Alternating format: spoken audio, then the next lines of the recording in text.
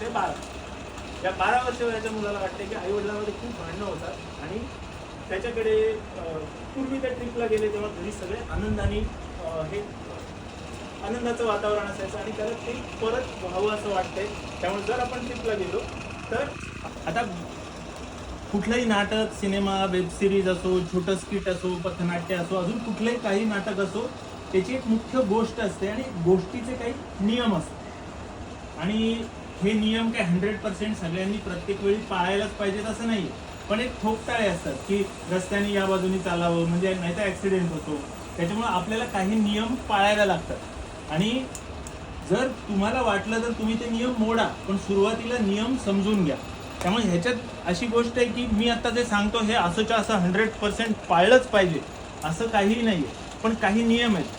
तुम्ही reverse sweep मारा पण आधी स्ट्रेट ड्राईव्ह